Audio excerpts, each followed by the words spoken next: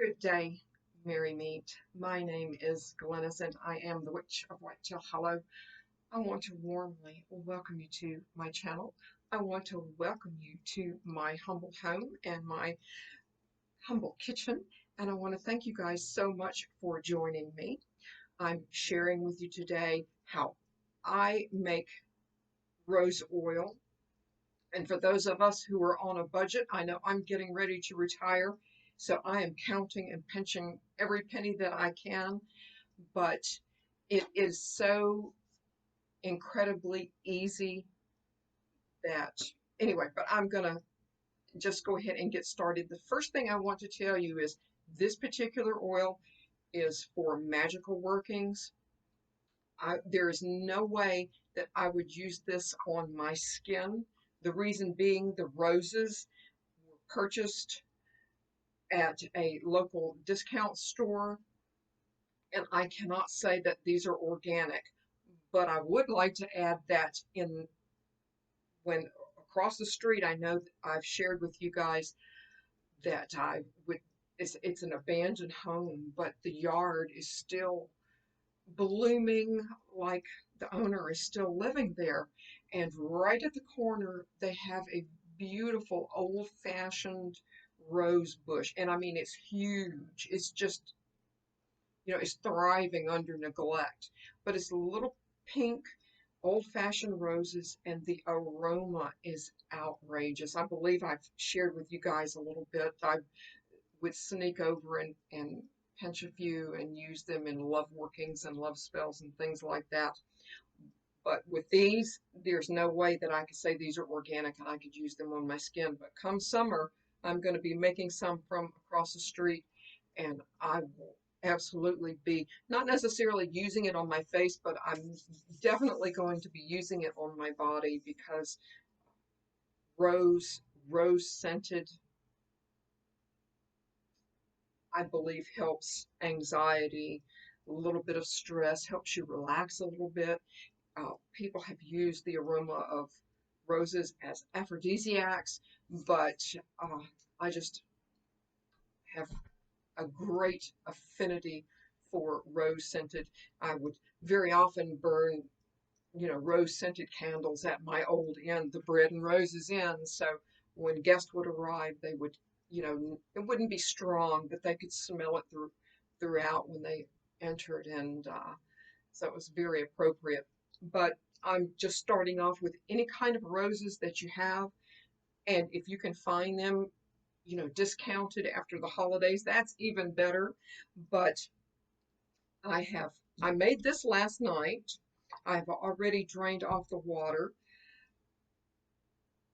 but just, pink, red, yellow, whatever suits your fancy, whatever you like, and just pinch a few of them off. Now these, since they were purchased commercially, I, I kind of looked through them. Let's see if we can find one. I kind of looked through them, and they're very, very, very clean. And they don't really have much of an aroma, unfortunately. I think they're probably mass produced for looks, and they are beautiful. They are just incredibly beautiful.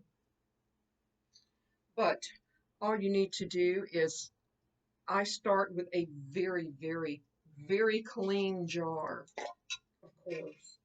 And you want to treat your rose petals, just your petals, like you were making a poultice. Grab a baggie or, whatever you have. Take your petals. Let's set this aside. Just squeeze out as much air as you can. And take either a meat tenderizer or give it a few good whacks. I'm just as if you were making a poultice. And this is just to release any of the oils that the petals might have in here. And you can also get out some pent up maybe aggression you have. Thankfully, I don't have any. it is the holidays, and oh my goodness. Or you can just squeeze what, whatever whatever suits you. And yeah, unfortunately, there's not much of an aroma here, but again, this is for magic. This is for the vibrations. And we're going to just take these that have been bruised, and if you want to get your younger children involved or grandchildren involved, and just give it a good stuff. And I have neglected, I wasn't quite prepared, excuse me, not quite prepared. You can use almond oil. I'm using grapeseed oil, whatever you have, and just give it a good pour.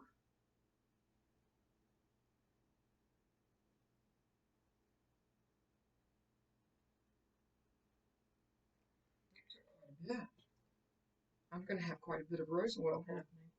That's good because rose oil, if you come across something where you need to use Hydron oil, this is a very, very good substitute. And there you go. And I will just, excuse me, I will just set it here in my glass bowl. And I have my water ready. I have boiling water. And I will pour it up as high as my bowl will allow.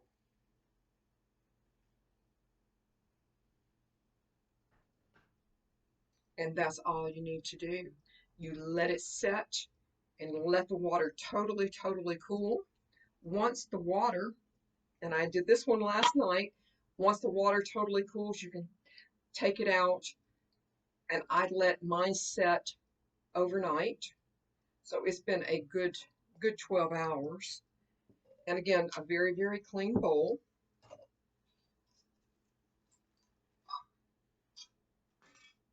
And just give it. And I was so lazy this morning, I didn't even want to go and look for my cheesecloth. Isn't that horrible? But I am in holiday mode, and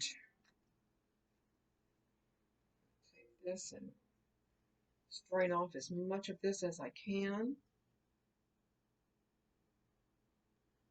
And it's really just that simple.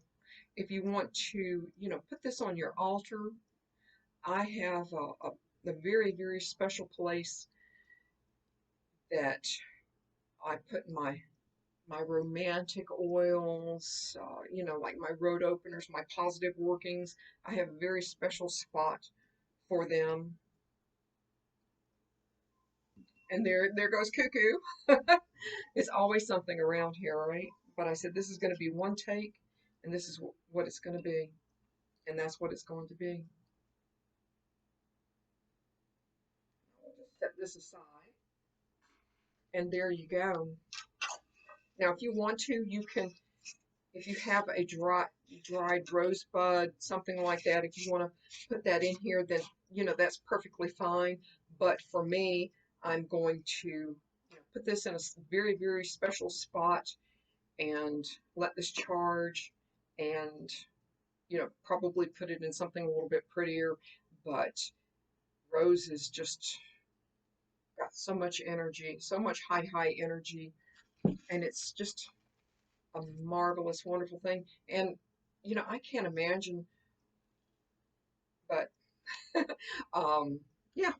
So, but I'm going to be making, like I said, I'm going to be making some more come spring, summer, when I know that those across the street are going to be way more fragrant, and I'm going to just love every moment of it. So if you have a garden that you can start some old-fashioned roses that that are highly fragranced, that would be wonderful.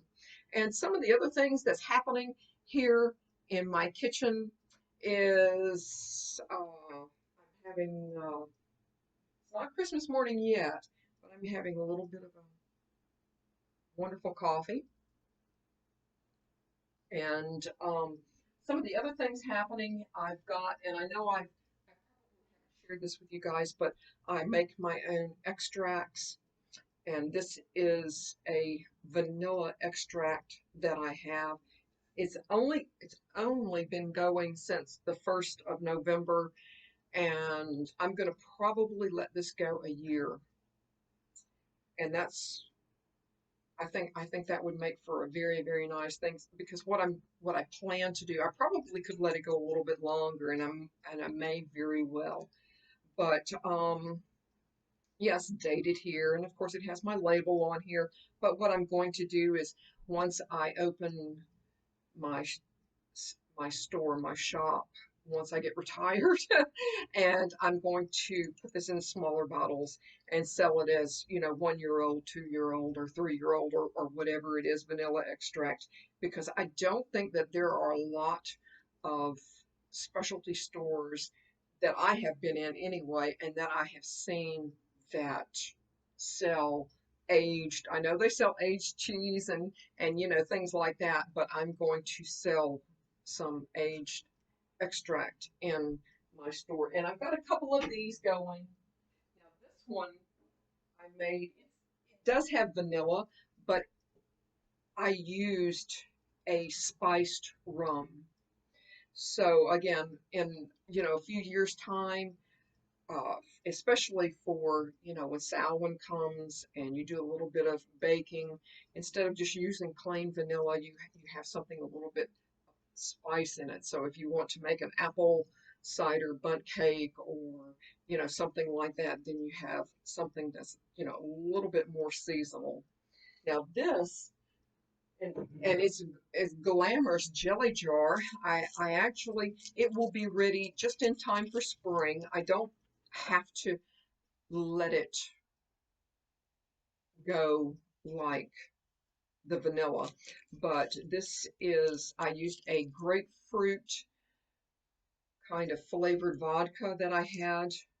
And of course, I always have fresh fruit here, but I've got some grapefruit peels in here. So in the springtime, when things are warming up a little bit, I'm going to make a grapefruit cake. And so instead of using vanilla extract, I'm going to brighten up not only my cake, but my icing as well. So, I mean, that's just, some of the many, many things. I just love my kitchen witchery. And I'm not really quite sure that I'm going to sell this in my shop, but you just never know. And over here, I'm going to go out a wee bit, but over here I've got my immunity tea blend, and I don't drink it every night, simply because I take my elderberry and my vitamin D anyway. But yeah, so it's a glorious, glorious tea blend, and I probably will at some point be selling this in my shop as well. And I think in the next month or so, I'm going to be, as far as YouTube is concerned, I'm going to be sharing some more tea blends for you, simply because I know a lot of you guys have invested in the herbs, and I wanted to concentrate on making things go and do double, triple, quadruple duty for us. So if we can use it in our magic, and we should be able to use it in our mundane life as well, because I can tell you everything that's in here was already in my cabinet, in my apothecary. And so that way you don't have to go out if you want something different. Maybe you want to make a little gift for someone or something like that. Then you can put a tea blend together, especially if they drink tea. You can put a blend together, and it's a wonderful, marvelous thing. And again, if you're so lucky that you have a fragrant rose bush, then that's even better. You can go out, of course, when they're blooming, and make them a lovely little, gift, maybe a little bit of fragrant rose oil and tea blend. That would be a marvelous self-care, self-love kind of gift for a very special person. I want to thank you guys so much for joining me today. I want to say happy holidays, Merry Christmas, Merry Part, and I hope to merry meet again